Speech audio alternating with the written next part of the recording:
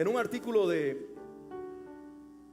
la revista electrónica ABC salió un artículo titulado precisamente "Una persona no puede sobrevivir sin contacto físico". Ese era el título de ese artículo: una persona no puede sobrevivir sin contacto físico. Y luego comenzaba, por medio de las entrevistas y las intervenciones de psicólogos, a demostrar que los seres humanos necesitamos el contacto físico y el toque, principalmente hablando, el toque de otra persona para también poder vivir y vivir mejores. La sección precisamente en la cual estaba este artículo encerrada es la sección de familia sana. Y habla que una familia sana es una familia en la cual reina el toque físico.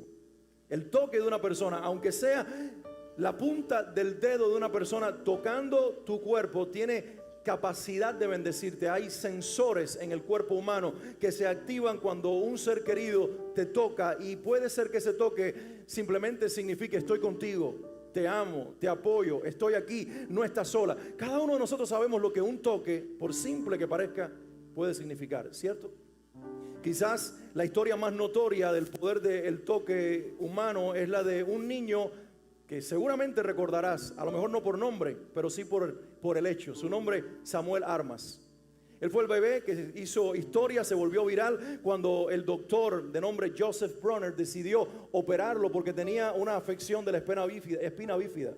Y el doctor dijo: hay que intervenirlo. Pero lo curioso es que este niño con esta afección que iba a ser intervenido estaba todavía en el vientre de su mamá. Así que el doctor abrió el vientre de su mamá, llegó a donde estaba el niño, y ahí entonces vino la notoriedad. El bebé, cuando se vio desprotegido del ambiente seguro en el que estaba, sacó su manito y tomó solamente el dedo de su doctor. Era todo lo que podía agarrar. Alguien impresionado tomó la foto y esta se volvió viral. La puedes encontrar en la internet. Inclusive la serie House la incluyó en uno de sus episodios. Tal vez en medio de su inseguridad, buscando algo con qué aferrarse o a qué aferrarse, no había nada mejor que el dedo de una persona.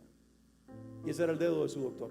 Y allí esa manito pequeñita, aferrada a ese dedo, estaba diciendo: esto era todo lo que necesitaba para ahora mismo recibir seguridad. Hay poder en el toque. Pero yo te pregunto, si el toque de una persona es poderoso y trae vida, ¿cuánto más poderoso es ser tocado por el dedo de Dios? Si el dedo de alguien, al ser tocado nosotros por él o por ella, si la mano de una persona puede traer vida a nuestra vida, emocionalmente, inclusive físicamente, te pregunto, ¿cuánto más el que Dios nos toque y te toque puede traer a nuestras vidas vida misma y sanidad en el nombre de Jesús? El Espíritu Santo inspiró este mensaje en mi corazón cuando leía y me recordaba, y luego leía este pasaje de Lucas 11:20. Honestamente no lo leí primero, fue el Espíritu Santo el que puso en mi corazón este pasaje, que hace mucho tiempo no meditaba en él, y me lo recordó, y fue a la Biblia y comenzó a encenderme con esta verdad que hoy quiero compartirles. Lucas 11:20 dice: Jesús declara estas palabras: mas si por el dedo de Dios echo fuera los demonios, ciertamente el reino de Dios ha llegado a ustedes. Mas si por el dedo de Dios echo fuera los demonios, ciertamente el reino de Dios ha llegado a ustedes. Y el Señor toma este pasaje y esta expresión: por el dedo de Dios echo fuera los demonios, para compartir con ustedes en este día este mensaje que he titulado El dedo de Dios. Quiero orar un momento y pedirle al Señor que abra nuestros corazones. Padre, tu palabra es vida, y hoy el Espíritu Santo quiere hablar. En el nombre de Jesús, pongo esta palabra delante de ti y te pido, Señor, que el poder de la palabra se siembre ahora en el corazón de cada persona y produzca la vida que tú quieras producir. Aquello para lo cual tú quieres enviar tu palabra, que sea ahora. La Biblia dice, y nosotros lo creemos, que tu palabra no regresa a ti vacía, sino que cuando regresa a ti, trae consigo todo aquello para lo cual fue enviado. Y por eso hoy vas a enviar una palabra desde mi boca al corazón de cada persona, en este lugar físico como también a través de la cámara conectados. Y sin importar dónde se encuentran ni en qué condición están, ahora tu palabra hablará en este lugar, y la misma palabra que enviarás, Señor, sobre cada corazón, regresará a ti trayendo el fruto, Señor, que tú prometiste al darla, que regresaría a ti. En el nombre de Jesús, que el Espíritu Santo hable, que el enemigo sea atado y que tu palabra traiga vida. En el nombre de Jesús. Amén y amén. Déjenme introducirles a lo que ha estado pasando para que Jesús hiciera esta declaración. Él está en medio de una reunión de judíos típico de los días de Jesús. Había enemigos de la fe, detractores de Jesús. Había fariseos, enemigos. Había gente simple y necesitada que estaban allí en aquel lugar en el momento que el Hijo de Dios hace algo sorprendente. Había un hombre que pasaba desapercibido para todos. Y por una sencilla razón, no solamente el hombre era insignificante y era anónimo, el hombre no podía hablar, era el mudo de la reunión. Pero Jesús supo que la razón de que no podía hablar era una sola. Y era que este hombre estaba endemoniado. Y el demonio que lo poseía, dice la Biblia en la narración de Lucas capítulo 11, que el demonio era un demonio mudo. Yo interpreto que lo que quiere decir es que el demonio tenía secuestradas las cuerdas vocales y la capacidad de hablar de este hombre. Así que Jesús está rodeado por todas estas personas, pero no puede estar tranquilo viendo a alguien secuestrado en su capacidad de hablar y siendo atado y prisionero por las tinieblas. Así que Jesús se para, se acerca al hombre y con el poder que está en él, desata al hombre y lo libera y saca el demonio fuera. Inmediatamente que eso sucede, los enemigos de Jesús que estaban en aquel lugar, que conocían aparentemente mucho las escrituras, comienzan en su corazón aparentemente y en sus pensamientos a decir: por Belcebú, Satanás, el príncipe de las tinieblas, él echó fuera a los demonios. Y dice la Biblia, Lucas dice que Jesús, conociendo los pensamientos de estas personas, les dice: no, escúchenme.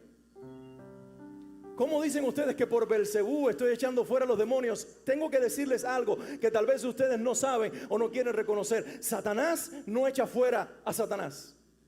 El diablo no echa fuera al diablo. Así que lo que ha ocurrido aquí no es que estoy echando demonios por Belcebú. Y entonces hace esta poderosa declaración: mas si por el dedo de Dios echo fuera a los demonios, ciertamente el reino de Dios ha llegado a ustedes. Hermanos, esto no es una declaración cualquiera. Eso es una declaración importante, necesaria de proclamar, de que ustedes la conozcan y de que ustedes hoy entiendan el significado de esta expresión. Mas si por el dedo de Dios echo fuera a los demonios, el reino de Dios se ha acercado a este lugar. Está afirmando Jesús que al liberar al endemoniado no era otra cosa sino el dedo de Dios el que estaba liberando al endemoniado. Diga toda la iglesia conmigo: el dedo de Dios. A veces le decimos: Señor, da una palabra, y no nos damos cuenta que muchas veces lo que Dios quiere hacer es tocar con su dedo la necesidad de la persona. Está afirmando que el endemoniado ha sido liberado por el dedo de Dios que lo estaba liberando en ese mismo instante. ¿Y saben lo que estaba haciendo en ese momento? En ese sentido, no en otro, porque Jesús es mucho más grande y es mucho mayor, pero en ese sentido específicamente se estaba igualando con Moisés. Para los judíos, Moisés, ¿quién era? Su líder, su libertador, el que había bajado las leyes, las tablas de la ley del monte. Nadie podía negar que Moisés era un hombre de Dios. ¿Estamos de acuerdo? Las escrituras revelan, los judíos creen, y nosotros también, que Moisés era el hombre de Dios, escogido para salvar a su pueblo, liberarlo, sacarlo al desierto y por lo menos aproximarlo a la tierra prometida. Moisés era el hombre de Dios. ¿Y sabe qué? Jesús intencionalmente usa una frase que unas personas usaron para referirse a Moisés. Cuando él entró en la corte de Faraón y tiró su vara que se convirtió en culebra, en serpiente delante de Faraón, Faraón al ver esto se sorprendió, pero inmediatamente llamó a dos personas.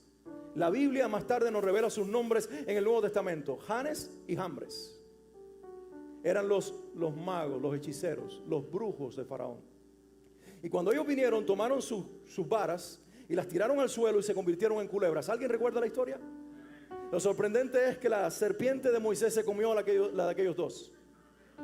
Y Moisés comienza a hacer otro milagro. Mi memoria ahora no lo registra, no recuerdo exactamente qué milagro fue, pero cuando él lo hace, ellos lo repiten. Y Moisés hace un tercer milagro y ellos también lo repiten. Pero resulta que cuando llegamos al cuarto milagro que Moisés hace en presencia de Faraón, Janes y Jambres ya no tienen más trucos, el demonio es atado Y Satanás es impedido de hacer algo en la presencia de Faraón, porque a partir de ese momento Dios le está diciendo a Faraón: quien está en este hombre no es un demonio como el que opera en tus brujos, es el Dios de dioses y el Señor de señores. Y miren las palabras en Éxodo 8:19 que los brujos de Faraón dijeron acerca de Moisés. Dice: entonces los hechiceros le dijeron a Faraón: dedo de Dios es este. Mas el corazón de Faraón se endureció y no los escuchó como Jehová lo había. ¿Escucharon lo que ellos dijeron? Cuando vieron su frustración porque ya no podían repetir ni replicar los milagros, entonces solamente estos que servían a Satanás y a las tinieblas, frustrados y vencidos, no pudieron hacer otra cosa que declarar quién realmente era. Faraón, lo sentimos mucho, perdónanos, pero dedo de Dios es este. Y Jesús ahora se está parando, unos cuantos siglos después, en una humilde sinagoga de Israel, en medio de personas que lo admiran y lo aman, de gente que necesita sus milagros, pero de enemigos también de su persona y de su mensaje. Y frente a todos hace una obra poderosa de liberación. Y cuando esta obra es criticada y esta obra es censurada, Él dice: no es Belcebú el que ha operado aquí, porque Él es el espíritu que ha sido contenido y no pudo dejar operar a sus brujos en Egipto. Quien ha estado obrando en mí es el dedo de Dios. Y en ese momento les está diciendo: tienen que reconocer que uno como Moisés soy yo. Esto para nosotros no tenga tanta connotación. Para un judío le estaba diciendo que él era aquel que Moisés había profetizado. Moisés dijo: y vendrá un profeta que como yo les hablará de Dios, y a él ustedes escucharán. Obviamente no estaba hablando de alguien como él, sino de uno superior a él. La Biblia en Hebreos nos dice que Jesús no es igual a Moisés, sino que es superior a Moisés, porque es Dios mismo que se hizo hombre y vino a morir por nosotros. Alguien dice amén. Y por eso Jesús dice: aquí está el dedo de Dios. Y cuando el dedo de Dios se mueve y cuando el dedo de Dios toca, lo que está ocurriendo es que el reino de Dios está haciendo su entrada. Lo leyeron ustedes conmigo, repetimos el texto para si se le olvidó. Mas si por el dedo de Dios yo echo fuera a los demonios, ciertamente el reino de Dios ha llegado. Mis hermanos, el dedo de Dios cuando toca trae libertad. El dedo de Dios cuando toca trae sanidad. El dedo de Dios cuando toca no deja nada igual. Manifiesta el cielo e interrumpe las acciones de los hombres y el reino de Satanás. ¿Alguien lo puede creer? Y Jesús dice: lo que está haciendo aquí, ocurriendo aquí, es que el reino de Dios ha hecho entrada. Y el dedo de Dios está anunciando que el reino de Dios se ha manifestado. Si alguien cree que Jesús es el dedo de Dios, den un aplauso a Él.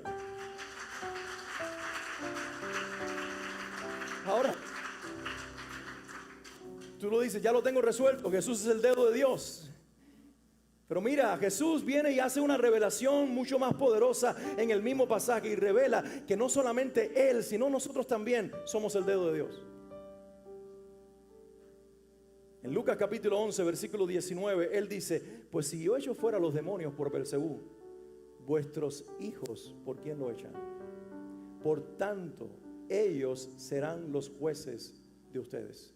Y en ese momento Él está diciendo: no solamente yo, sino aquellos que dentro de Israel creerán en mí, los verán echar fuera demonios. Y cuando ellos sean hombres y mujeres usados por el poder de Dios, ¿cómo los van a llamar? ¿Hechiceros? ¿Llenos del poder de las tinieblas? ¿O sencillamente se levantarán como jueces para testificar que ellos son como yo? Mis hermanos, yo vine hoy para decirles que el Señor tiene un dedo que quiere usar en la tierra. El Señor dijo de Moisés, y los hechiceros de Faraón tuvieron que declararlo: ese es el dedo de Dios. Jesús dice de sí mismo: yo soy el dedo de Dios. Pero resulta que Moisés ya no está, Jesús está, pero a la derecha del Padre. Y Él dice: ahora yo quiero usar muchos dedos en la tierra que son de carne y hueso, débiles, flacos, frustrados, fracasados, pero con el poder de Dios que toquen la vida de las personas.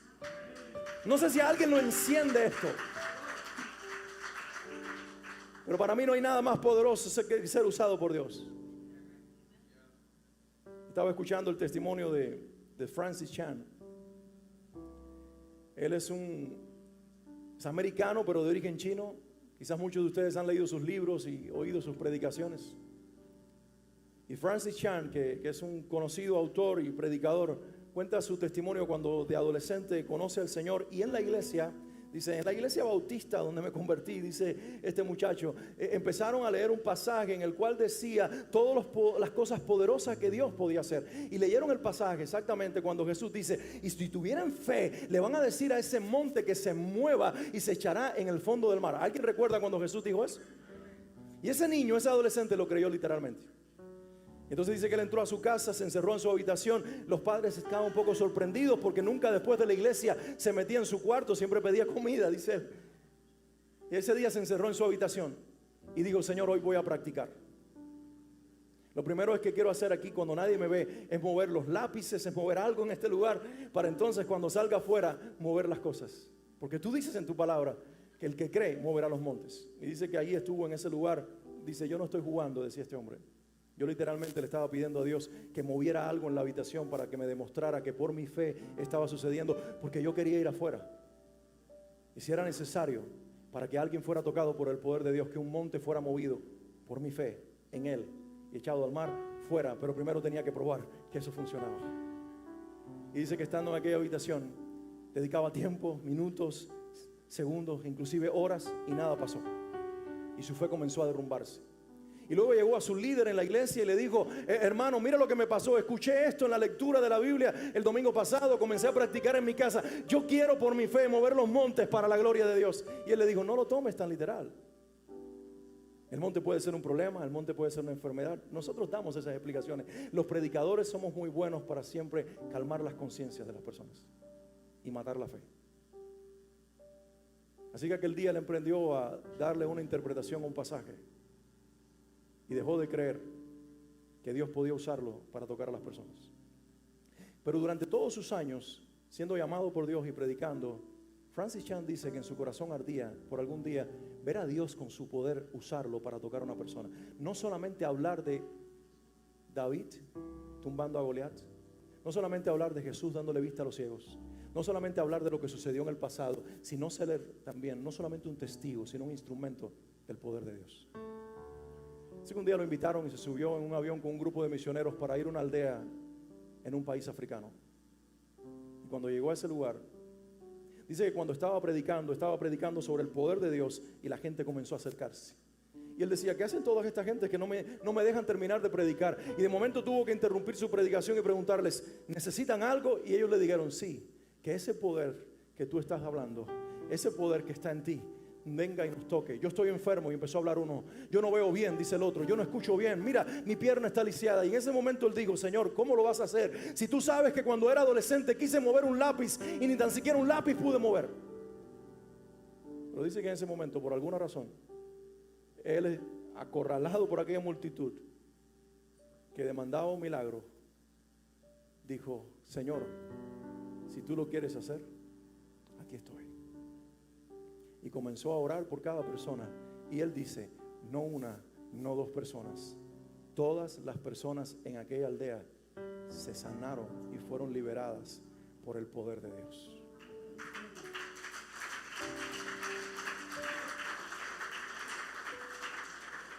Y este predicador dice algo tremendo y dice, la fe mal enfocada de mi adolescencia que asesinó mi capacidad de creer. La fe egocéntrica de mi adolescencia encerrado en una habitación queriendo mover un lápiz que ahogó mi capacidad de creer. La interpretación bien intencionada pero mal enfocada de mi líder que terminó apagando más mi fe. No apagaron el deseo de Dios de poderme convertir en un instrumento en sus manos para tocar a los necesitados. El poder de Dios no tiene que ver con que yo lo compruebe ni que yo lo quiera. Tiene que ver con que alguien tiene una necesidad y Él está buscando en la tierra a alguien que se ponga entre el cielo y los hombres y le diga, Señor, no es para probar nada de mí, es para que tú hagas con tu compasión algo que solamente puedes hacer a través de los hombres. No sé si lo entendemos, pero el método favorito de Dios para traer libertad, sanidad y su obra a la tierra no es a través de nada más, sino de nosotros. La gente se salvará por la locura de la predicación de la iglesia. La gente será tocada por el poder de Dios en la iglesia. Y la iglesia no es un edificio, no es una institución, somos nosotros. Dale un aplauso con esa mujer que aplaude. Muchas veces le he dicho a Dios, quiero ser tu boca. Pero esta semana cuando el Espíritu Santo me hablaba, comencé a orar diferente. Y ahora le digo, Señor, no quiero ni tan siquiera ser tu mano, simplemente quiero ser un dedo. Porque me doy cuenta que solamente hace falta un dedo de la mano de Dios para tocar a alguien y el poder de Dios hacerlo posible. No queremos provocar bulla, queremos provocar milagros. No queremos hacer alardes, queremos que Dios nos use. No queremos probar que somos poderosos, queremos que el poder de Dios, lleno de compasión, haga algo con el necesitado. Mis hermanos, pero para que lo entendamos, y esto te va a resultar un poco confuso, porque acabo de decirte que Dios está buscando dedos de carne y hueso, vidas humanas para usarlos en la tierra. Pero te tengo una noticia mejor. El dedo de Dios no somos nosotros. El dedo de Dios es quien vive en nosotros y se llama el Espíritu Santo. En Mateo capítulo 12, versículo 28, que es el pasaje paralelo de la historia de Lucas, Jesús en el mismo lugar siendo desafiado y atacado por sus enemigos, llamándolo que echaba demonios por Belcebú, da la misma respuesta, pero en lugar de decir por el dedo de Dios echó fuera los demonios, en el versículo 28 de Mateo 12 él dice estas palabras: pero si yo por el Espíritu de Dios echo fuera los demonios, ciertamente ha llegado a ustedes en el reino de Dios. ¿Se dieron cuenta? En Lucas dice: mas si yo por el dedo de Dios echo fuera los demonios, el reino de Dios ha llegado en medio de ustedes, se ha manifestado. Y aquí dice algo diferente: pero si yo por el Espíritu de Dios echo fuera los demonios, ciertamente ha llegado a ustedes el reino de Dios. Ah, ya entiendo. Por eso Moisés pudo ser el dedo de Dios y Jesús manifestarse como el dedo de Dios, y tú y yo podemos ser el dedo de Dios, porque en Moisés estaba el Espíritu que reposó sobre Jesús, y en ti y en mí, si hemos creído, está el mismo Espíritu usándonos como dedo de Dios, porque Él es la expresión de la gloria de Dios. Él es la extremidad que toca las vidas. Él es el que nos hace ser instrumento, extremidad en las manos de Dios. Él es el que toca por medio de nuestras vidas a otros. Porque el Espíritu Santo también, pudiendo escoger cualquier otra cosa para habitar en la tierra, decidió vivir dentro del corazón de cada hombre y mujer que con su lengua confesó y con su corazón creyó que Jesucristo es el Señor. No sé si estás dándote cuenta y estás consciente en este momento del poder que hay dentro de ti y de mí. No sé si te estás dando cuenta que esto no se trata de ti, no se trata de mí, de cuán bueno soy, cuán perfecto soy, porque Dios no anda buscando perfección, pero sí anda buscando corazones rendidos. Gente que le cree, que le confiesa, que le recibe, y que luego que le recibe en Él al Espíritu Santo. Y luego que recibimos al Espíritu Santo le decimos: y ahora te doy rienda suelta para que tú puedas usar mi vida y tocar a la gente como tú quieras tocarlo. Tú lo puedes hacer. Y yo me pregunto, ¿cuántos de esos están aquí? Si el Espíritu Santo usó a los primeros discípulos con todas sus debilidades, sus fracasos, sus errores, sus pecados, me pregunto, ¿no te puede usar a ti y me puede usar a mí? ¿Cuál será la diferencia entre aquellos hombres que fueron usados tan poderosamente y nosotros? No fue un asunto de que ellos eran mejores, porque eran iguales. No fue un asunto de que no pecaron, porque pecaron como nosotros, y las Escrituras dan evidencia. Entonces, ¿en qué estribó esa diferencia? Tal vez fue la disposición de decirle: yo no puedo, pero tú sí puedes, y yo te creo que tú estás en mí. Es un asunto de fe, es un asunto de disposición, es un asunto de ponerte en las manos de Dios para convertirte por el poder del Espíritu Santo en un dedo de Dios que toque los corazones. ¿Alguien puede decir amén? Hace algunos años yo estaba en una iglesia en Hialeah recibiendo un entrenamiento que tiene que ver con grupos pequeños, células, como también les llamamos. Y en medio de la conferencia trajeron a un misionero para dar testimonio. Un misionero de origen mexicano que junto con su familia en algún momento fueron por el Señor llamados a ir a una ciudad en un país del Medio Oriente. Un país tan pero tan cerrado al evangelio, y donde la vida de los misioneros y los cristianos corre tanto peligro de muerte inclusive, que él no podía en esa ocasión, cuando daba testimonio, decirnos el nombre del país, porque uno de sus hijos lo había reemplazado en la obra misionera, porque no tenían vínculos los que vivían en aquel lugar entre uno y el otro, porque cuando él y el resto de su familia estaban en ese país como misionero, su hijo, casado con una norteamericana, nunca fue a visitarlos, nunca tuvieron contacto. Así que cuando ellos tuvieron que salir, su hijo vino en lugar de ellos. ¿Y saben por qué tuvieron que salir? Porque sus vidas corrían peligro, porque los amenazaron en el lugar donde estaban, que los iban a matar, porque finalmente se dieron cuenta que eran cristianos. Ellos llegaron a aquel país llamados por Dios y enviados por Dios, pero no le dijeron a nadie, ni en inmigración de ese país, ni a ninguna persona en el vecindario que iban conociendo, a nadie en el tiempo que vivieron allí, que ellos eran cristianos y que esa era su misión, ganarlos para Cristo. Porque si lo hacían, se estaban poniendo una bala en la cabeza o un cuchillo en el cuello. Tenían que ser muy sabios y la sabiduría implicaba guardar silencio. Lo que hicieron estos mexicanos fue poner un puesto de tacos en un país árabe. Y resulta que a los árabes les comenzó a gustar los tacos de los mexicanos y empezaron a venir. Y él entonces comenzó a relacionarse con los clientes que ocasionalmente venían. Y empezó a identificarse y a aprender las palabras de aquella cultura y a decirles algunas palabras en español. En fin, hubo un vínculo bastante bonito con aquellos que regularmente se volvían los clientes asiduos de aquel nuevo negocio. Y llegó la fiesta, que para cada musulmán es muy importante, la fiesta del Ramadán.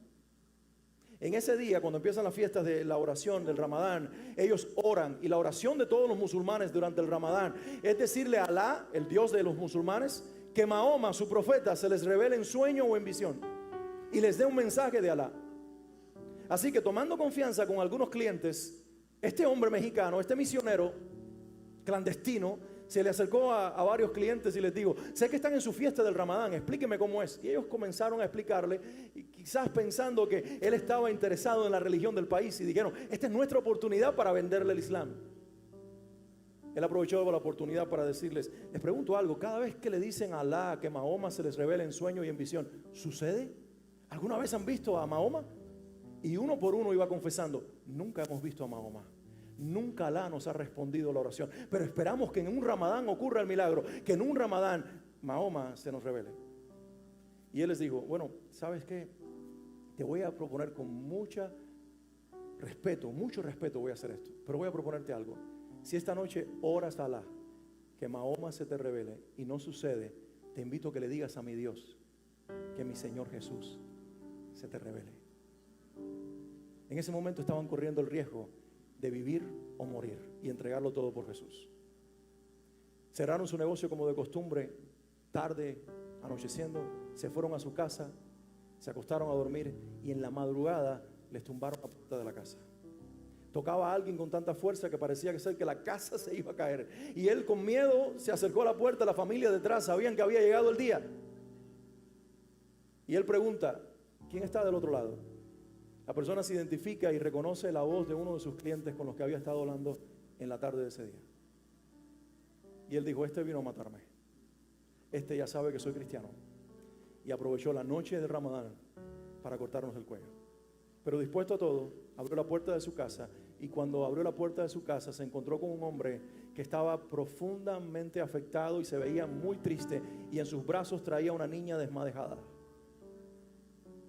Su hija, quizás una adolescente, quizás menos que la adolescencia, estaba totalmente desmayada. Y él le dice: aquí está mi hija, se nos enfermó en la noche. Y empezamos a orarle a Alá que hiciera algo por nuestra hija. Y al ver que no respondía, le oramos a tu Dios. Y Jesús se nos apareció en nuestra casa. Y Él nos dijo que viniéramos a tu casa, porque tú tienes la respuesta para el problema de esta niña. ¿Sabes lo que me impresiona de esta historia? Yo estaba allí sentado y decía: Señor, ¿y por qué no la sanaste si ya fuiste a la casa de ese hombre? Y esta semana yo tuve la respuesta que le pedí hace años al Señor, cuando Él me decía que Él quiere tener dedos en la tierra con los cuales tocar la necesidad del ser humano. ¿Cómo iban a ser salvos y a haber una conexión entre el Salvador y su pueblo con esa familia si Él no los enviaba a aquellos que estaban dispuestos a ser instrumento de Dios, dedo de Dios, para tocar a esa niña enferma. Y el pastor, el hermano misionero, porque ni tan siquiera era un pastor, tomó a la niña en sus brazos, sabía que algo tenía que hacer, la puso en el suelo y él nos dijo: hermanos, yo nunca había orado por un enfermo. Yo vengo de una iglesia que no creía en milagros. A mí me mandaron como misionero y nunca me dijeron que tendría que echar fuera demonios. A mí nunca nadie me dijo que tenía que resucitar muertos, pero Cristo lo hace, decía este hombre. Y mi familia y yo pusimos las manos sobre ese hombre, sobre esa niña, y dijimos: Señor, si tú le dijiste a este hombre que trajera a esta niña a este lugar, no es para que la veamos morir, resucítala. Y la niña, como la de la historia, en los días de Jesús se levantó. De más está decirles que aquel día toda la familia musulmana de rodillas confesó a Jesús. Y él dice: no al otro día, esa noche en la bañadera de nuestra casa bautizamos a esa gente y los entregamos al Señor. Dice, ese día, después de meses de estar en aquella ciudad y de días y semanas en ese país, orar por gente que se entregara a Cristo, ese día esa familia completa, los musulmanes paren muchos hijos. Así que la iglesia se hizo grande de una vez. Dice, ese día nació nuestra iglesia. Y ellos empezaron a contar su testimonio y la gente comenzó a salvarse y el pueblo comenzó a enterarse y empezaron a matarlos y ellos a morir por Cristo. El último a quien le hicieron la amenaza fue este misionero y su familia, que salió del país, pero su hijo lo llamó y le dice: papá, cuando ya él estaba aquí en Estados Unidos, yo voy en lugar tuyo, no importa si tengo que morir, pero la obra que Dios comenzó no terminará. Hermanos, Dios está buscando dedos en la tierra, porque solamente el dedo de Dios, cuando toca, trae vida. Estoy de acuerdo con el artículo con el que comencé. El toque físico salva vidas, pero creo algo mucho mayor, que no solamente es el toque de los hombres el que produce vida emocional, vida afectiva. No, creo en el toque de Dios, que produce sanidad en medio de la enfermedad, que produce resurrección en medio de la muerte, que produce salvación en medio de aquellos que están camino al infierno y los trae de la misma muerte y los siembra en el camino de la vida. Y tú y yo podemos ser instrumentos de Dios para ser usados en esta tierra. Solamente hace falta que le digamos: aquí estoy, Señor Jesús. El espíritu que estuvo en Moisés, el espíritu que llenó tu vida, Jesús, el mismo espíritu está en mí. Dedo de Dios, úsame para tocar a esta tierra y a mi generación. Quiero que te pongas de pie un momento.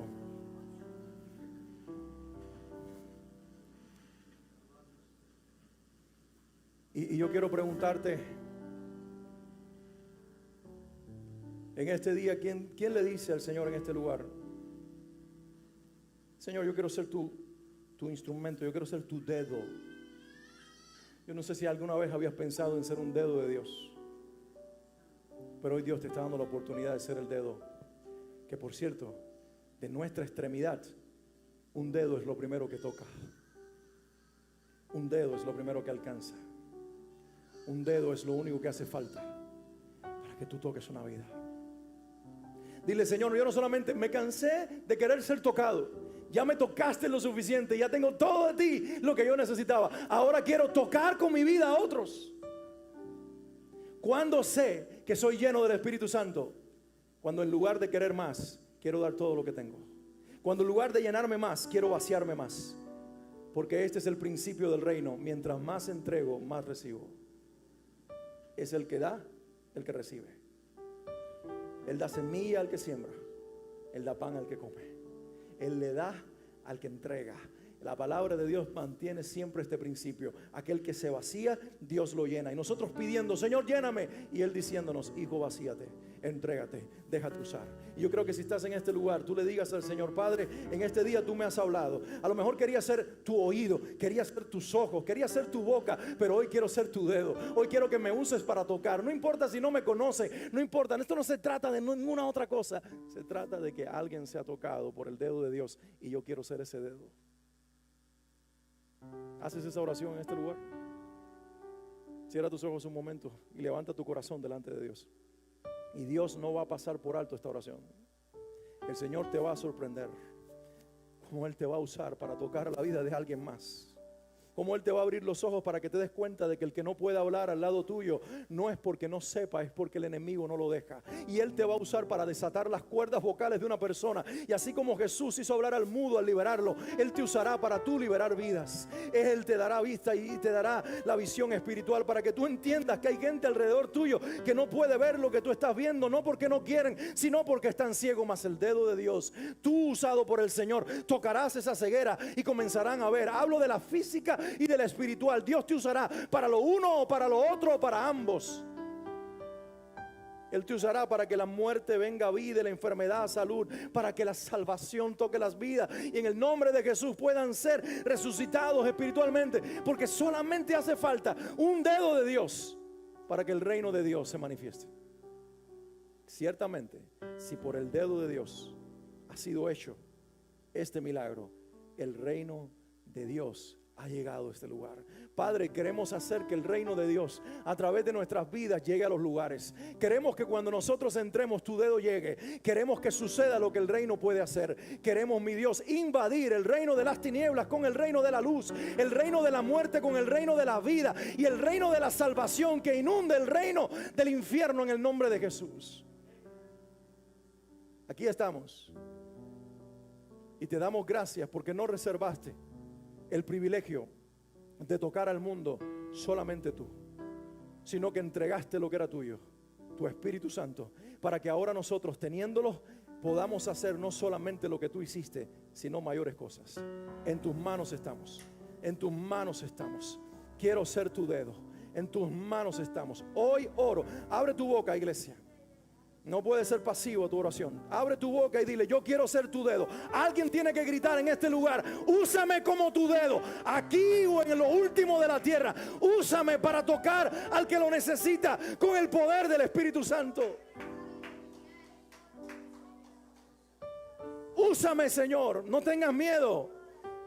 No hay nada que revitalice más que ser usado por Dios. No hay nada que bendiga más, que dé más gozo, más alegría que dar de lo que recibimos. Mejor es dar, más bienaventurado es dar que recibir. Y entregamos lo que por gracia hemos recibido. Entregamos las riquezas del reino en el nombre de Jesús. Escucha, Señor, la oración del corazón que sube y de los labios que se abren y te dicen: úsame como tu dedo, Señor. En el nombre de Jesús, el pueblo de Dios dice: amén y amén.